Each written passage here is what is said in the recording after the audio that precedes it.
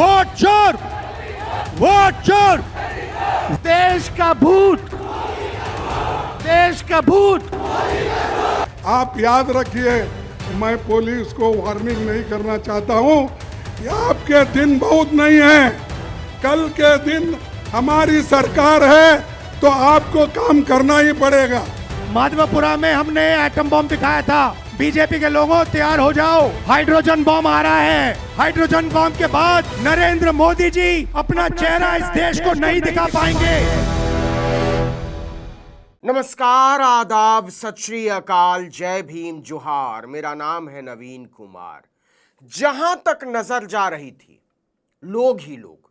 डाक बंगला चौराहे से आगे जाने से यात्रा को रोक दिया गया था, लेकिन पुलिस हौसले को नहीं रोक सकी, हिम्मत को नहीं रोक सकी, जुनून को नहीं रोक सकी।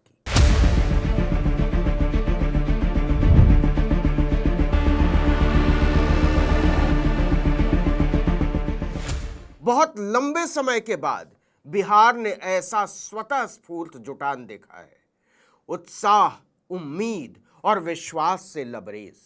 सत्ता परिवर्तन के इरादे से जुटे ये लोग मानते हैं कि देश का प्रधानमंत्री चोरी के वोट से गद्दी पर बैठा हुआ है। राहुल गांधी ने खुले मंच से ऐलान किया कि वोट चोरी की सच्चाई हाइड्रोजन बम की तरह है और जनता नरेंद्र मोदी के खिलाफ इसका इस्तेमाल करने के लिए तैयार है। बीजेपी के लोगों, तैयार हो जाओ। बीजेपी के लोग अच्छी तरह सुन लीजिए। भैया, एटम बम का नाम सुना है आपने? सुना है एटम बम का नाम? उससे बड़ा क्या होता है? उससे बड़ा क्या होता है? एटम बम से बड़ा हाइड्रोजन बम होता है। होता है नहीं होता है? माधवपुरा में हमने एटम बम दिखाया था। बीजेपी के लोगों तैयार हो जाओ, हाइड्रोजन बम आ रहा है। हाइड्रोजन बम आ रहा है, तैयार हो जाइए।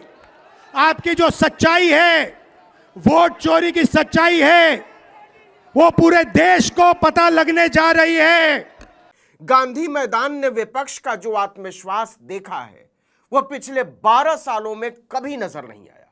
महाराष्ट्र से लेकर झारखंड, तेलंगाना, कर्नाटक और उत्तर प्रदेश, छत्तीसगढ़ तक के नेता मौजूद थे। किसी के चेहरे पर कोई डर नहीं, कोई तनाव नहीं, कोई चिंता नहीं। राहुल गांधी की यात्राओं ने बदलाव की उम्मीद की वो भाषा और जमीन तैयार की है जो विपक्ष भूल चुका था। हाइड्रोजन बम के बाद नरेंद्र मोदी जी अपना चेहरा इस देश को नहीं दिखा पाएंगे। पटना के गांधी मैदान को भले कांग्रेस, आरजेडी, सीपीआई-एमएल और वीआईपी के नेताओं ने सजाया था, लेकिन यह मंच विपक्षी एकता का मंच बन गया और इस मंच से बार बार नरेंद्र मोदी को वोट चोर कहा गया, बेईमानी का प्रधानमंत्री कहा गया, जनता और जनमत का धोखेबाज कहा गया। मोदी हमेशा चोरी करने की आदत रखते हैं। वोट चोरी वो करते हैं, पैसा चोरी करते हैं, और जो जितने भी बैंक से चोरी करके लूट के बाहर जाते हैं, उनको भी वो लोग संभालते हैं। मोदी जी ये वोट चोरी कराकर बिहार में जीतने की कोशिश कर रहे हैं। आप सतर्क रहना चाहिए। अगर आप सतर्क नहीं रहेंगे, ये मोदी जी और शाह आपको डुबाएंगे। सारे नेता अपने रौ में थे। किसी को इस बात की चिंता नहीं थी कि अगर वो ज्यादा सख्त शब्दों का इस्तेमाल करेंगे तो नरेंद्र मोदी ईडी का छापा डलवा देंगे, इनकम टैक्स की रेड डलवा देंगे, सीबीआई वालों को पीछे छोड़ देंगे। मंच से बार बार कहा गया कि मोदी शाह की राजनीतिक शैली ने उन्हें बदले से भरे हुए ऐसे खलनायक में तब्दील कर दिया है जिनके इरादों से देश का हर नागरिक वाकिफ हो चुका है। आज तक लालू जी झुके नहीं और तेजस्वी भी झुकने का नाम नहीं लेगा। जब लालू जी इनके आका अडवाणी जी को गिरफ्तार कर दिए तो लालू जी का बेटवा डरा जाएगा। हम लोग एफआईआर वगैरह से डरने वाले नहीं। हमारे तो भगवान श्री कृष्ण का ही जन्म जेल में हुआ था, हम लोग डरेंगे? तेजस्वी यादव यही नहीं रुकते। उन्होंने बिना नरेंद्र मोदी और अमित शाह का नाम लिए हुए उन्हें ठग कहा, बेईमान कहा और वोटों का चोर कहा। देश का भूत, देश का भूत, देश का भूत। इससे भी एक कदम आगे बढ़ते हुए तेजस्वी ने चुनाव आयोग और भाजपा के इशारे पर गलत काम करने वाले अधिकारियों को चेतावनी देते हुए कहा कि जिन्हें यह लगता है कि वो बचकर निकल जाएंगे तो ऐसा नहीं होने जा रहा है। हम लोगों की पैनी पैनी नजर है, हर एक अधिकारियों पे नजर है, चाहे छोटे अधिकारी हो या बड़े अधिकारी हो। सत्ता आने वाली है, अगर बेईमानी करोगे तो आगे कार्रवाई होगी। झारखंड के मुख्यमंत्री हेमंत सोरेन ने तो यहां तक कह दिया कि अगर मोदी ने ईडी का इस्तेमाल न किया होता तो लोकसभा चुनाव में झारखंड में भाजपा का खाता नहीं खुलने देते। नरेंद्र मोदी इस बात को जानते थे, इसलिए न केवल एजेंसियों को हमारे पीछे छोड़ दिया बल्कि हमारी पार्टी को भी तोड़ने की कोशिश की। तरह तरह तरीके से वो अपना हथकंडा अपनाते हैं। मुझे भी कई दिनों तक जेल में डाल दिया। लोकसभा हमें जेल से ही अंदर रह के लड़ना पड़ा, नहीं तो आज झारखंड में जिस तरीके से हम लोगों ने पूर्ण बहुमत की सरकार बनाई, लोकसभा में भी उनका खाता नहीं खोलने देते।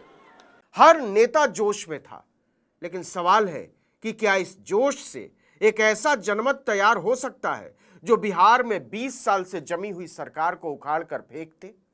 इसका जवाब समय के गर्भ में है, लेकिन सियासत के बदले हुए तेवर देश की जनता के सामने है। और आपके साथ सिर्फ बिहार नहीं चला, आपके साथ पूरा देश चल रहा था जब आप बिहार में चल रहे थे। एक बात पटना के गांधी मैदान की रैली में बड़ी साफ नजर आ रही थी। राहुल गांधी विपक्ष की राजनीति के केंद्र में है और बीजेपी उन्हें जितना जलील करेगी उनकी स्वीकार्यता और बढ़ेगी, क्योंकि राहुल जो सवाल उठा रहे हैं उनका जवाब देने की बजाय नरेंद्र मोदी भागते हुए नजर आते हैं, फूहड़ हमले करते हुए नजर आते हैं। और ये बात देश के सामने कई बार बेनकाब हो चुकी है, कोविड से लेकर चीन, अमेरिका और ऑपरेशन सिंदूर तक। जिन शक्तियों ने महात्मा गांधी की हत्या की, वही शक्ति इस संविधान की, अंबेडकर जी की संविधान की, गांधी जी की संविधान की हत्या करने की कोशिश कर रहे हैं। हम इनको संविधान की हत्या नहीं करने देंगे, कुछ भी हो जाए नहीं करने देंगे। तो महागठबंधन की सभा ने बिहार चुनाव का मैदान तय कर दिया है, नारे भी तय कर दिए। एक तरफ नरेंद्र मोदी की जय जय का नारा है तो दूसरी तरफ वोट चोर गद्दी छोड़ का नारा है। यह देखना दिलचस्प होगा कि बिहार की जनता किस नारे को ज्यादा स्वीकार करती है, किस नारे को ज्यादा समर्थन देती है और किस नारे को खारिज करती है। वोट चोर, वोट चोर, वोट चोर, वोट चोरी, वोट चोरी। इस वीडियो में इतना ही, लेकिन अगर आपने आर्टिकल 19 इंडिया को अब तक सब्सक्राइब नहीं किया है तो फौरन कर दीजिए, बेल आइकॉन दबाइए, घंटी जैसी आकृति लाइक कीजिए और कमेंट करके बताइए हमारा वीडियो आपको कैसा लगा। हमारा ट्विटर हैंडल है आर्टिकल 19_इंडिया और मेरा ट्विटर हैंडल है नवीन जर्नलिस्ट। नमस्कार।